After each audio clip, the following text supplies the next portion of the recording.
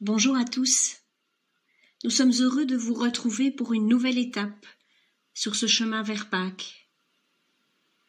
Donner sa vie pour nous offrir la vie éternelle. Voilà le cadeau d'amour infini de Dieu pour chacun de nous.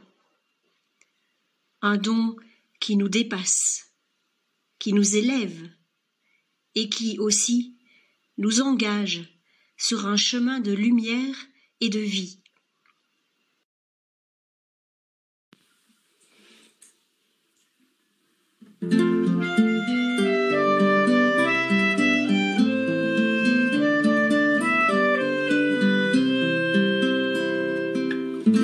Né de la poussière et d'éternité, j'ai vu la lumière, elle m'a racheté, et le cœur avide de vraie liberté, j'ai suivi ce guide, nommé vérité. Il est la vérité, le chemin et la vie. On ne vient au Père que par lui. Il est la vérité, le chemin et la vie. On ne vient au Père que par lui. Ton regard s'étonne, tu ne comprends pas. Un roi qui pardonne, ça n'existe pas. Un roi qui s'incline devant ses sujets, couronné d'épines, à toi de juger. Il est la vérité, le chemin et la vie. On ne vient au Père que par lui. Il est la vérité, le chemin et la vie. On ne vient au Père que par lui.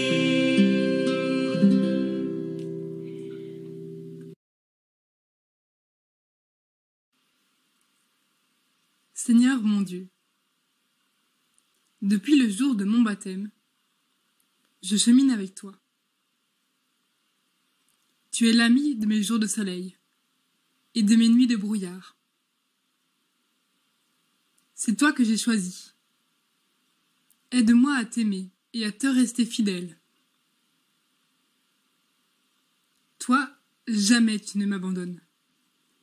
Tu es la lumière qui m'éclaire, même au cœur des ténèbres. Tu es la source qui rafraîchit, qui coule en moi et me redonne vie. Ton amour pour moi est si grand que même la mort ne t'arrête pas. Tu es le chemin. Tu es la vie nouvelle. Donne-moi, Seigneur, sur ma route de carême, d'oser vivre ta parole, celle qui donne vie, celle qui ouvre l'horizon, celle qui repousse les ténèbres, celle qui met l'homme debout. Donne-moi, Seigneur, sur ma route de carême, d'oser partager ta parole avec humilité et vérité.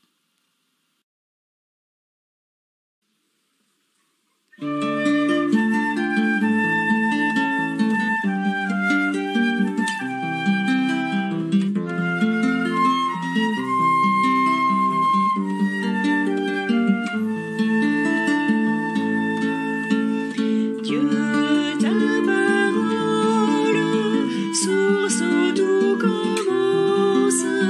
Dieu, ton regard, notre renaissance.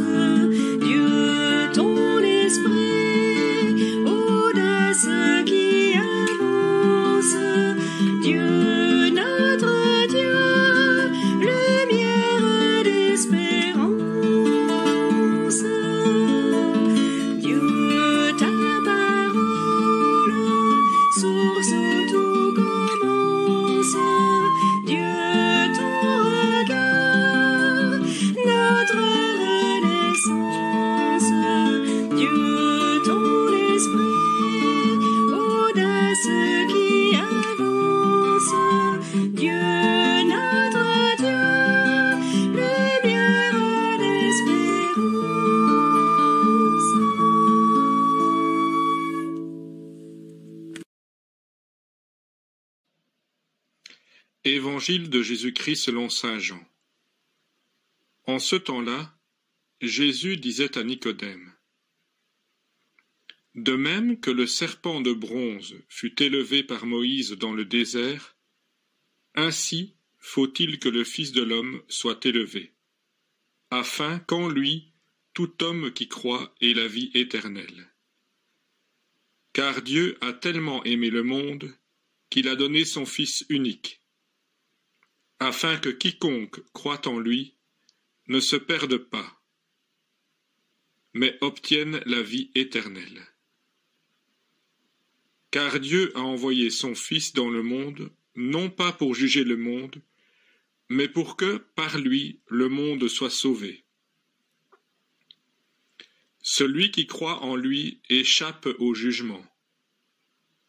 Celui qui ne croit pas est déjà jugé, du fait qu'il n'a pas cru au nom du Fils unique de Dieu. Et le jugement, le voici. La lumière est venue dans le monde, et les hommes ont préféré les ténèbres à la lumière, parce que leurs œuvres étaient mauvaises. Celui qui fait le mal déteste la lumière. Il ne vient pas à la lumière, de peur que ses œuvres ne soient dénoncées. Mais celui qui fait la vérité vient à la lumière, pour qu'il soit manifeste que ses œuvres ont été accomplies en union avec Dieu.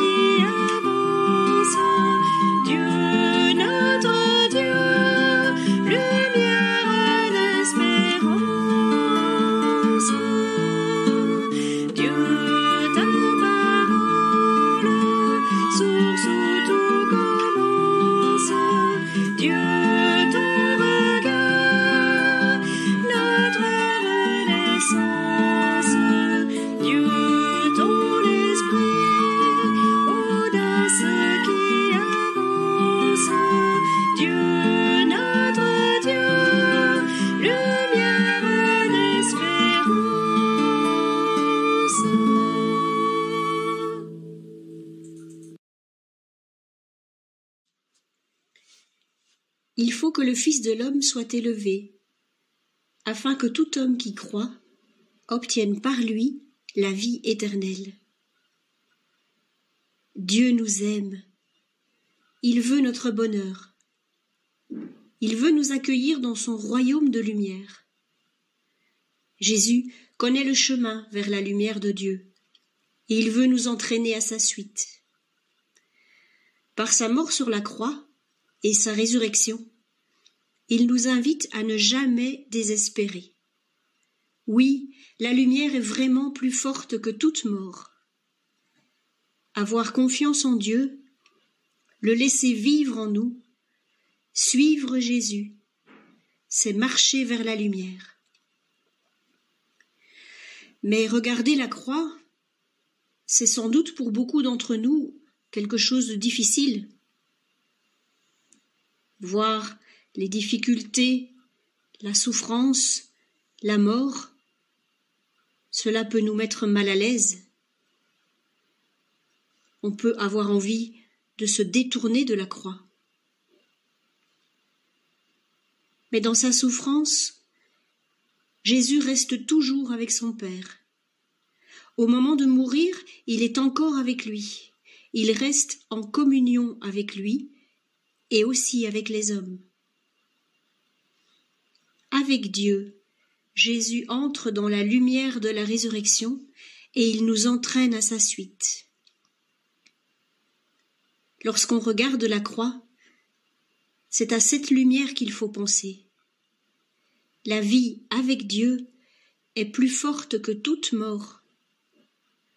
Le Père nous aime et jamais il ne nous abandonnera.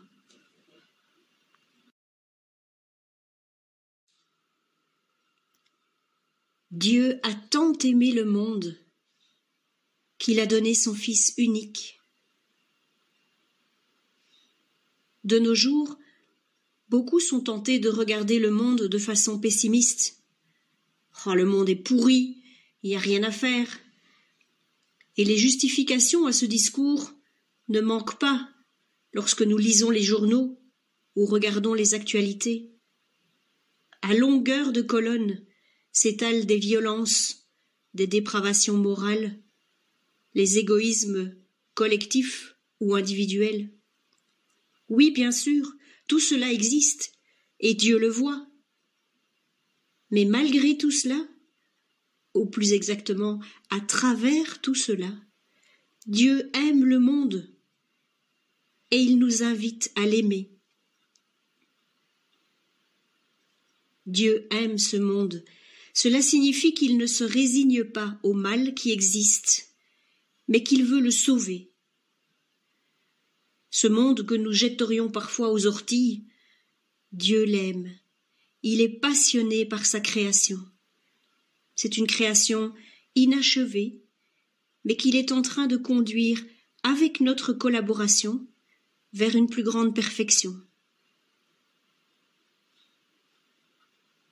La conversion qui nous est demandée dans ce temps de carême, c'est finalement d'adopter le regard de Dieu sur le monde, d'adopter son regard d'amour au lieu de continuer à gémir. Cet extrait d'Évangile nous affirme deux choses. La première, c'est que Dieu veut sauver tous les hommes, car il les aime tous. Dieu ne condamne personne. Osons croire en son amour qui ne juge pas, qui ne condamne pas, mais qui appelle à toujours mieux. La deuxième chose, c'est que la condamnation ne fait pas partie du monde de Dieu. C'est l'homme qui se juge et se condamne lui-même quand il refuse de croire, qu'il refuse l'amour de Dieu. L'homme se condamne dès lors lui-même à vivre dans un monde hors de Dieu, un monde sans vie éternelle. Serons-nous de ceux qui viendront à la lumière pour laisser la clarté de l'Évangile venir éclairer tout notre être, et particulièrement nos zones d'ombre? Irons-nous à la lumière pour faire la vérité, pour que l'œuvre de Dieu s'accomplisse en nous?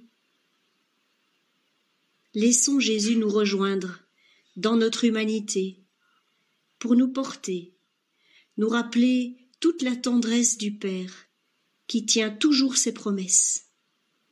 Par le don de sa vie, il nous ouvre le ciel et il nous promet la vie éternelle.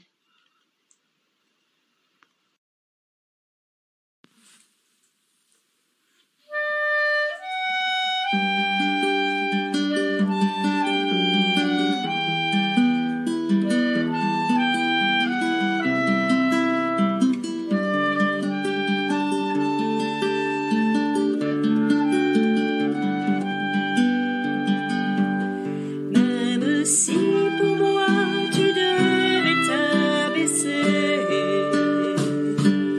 pour porter ma vie et tout réconcilier,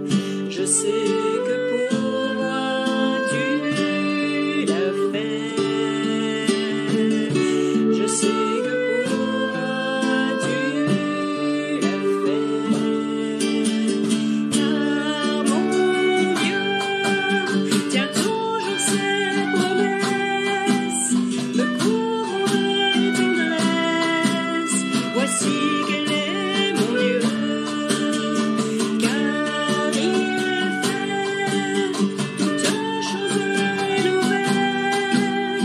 Sa grâce est éternelle, il a ouvert les cieux. Voici qu'elle est mon Dieu. Même si la croix devenait ton fardeau, le poids de ce monde, l'oubli de le tombeau, pour essuyer toute larme et tout sanglot, je sais que pour moi tu l'as fait. Je sais que pour moi tu l'as fait, car mon Dieu tient toujours ses promesses, me couvrant de tendresse. Voici qu'elle est mon Dieu, car il fait toutes choses nouvelles. Sa grâce est éternelle, il a ouvert les cieux. Voici qu'elle est mon Dieu.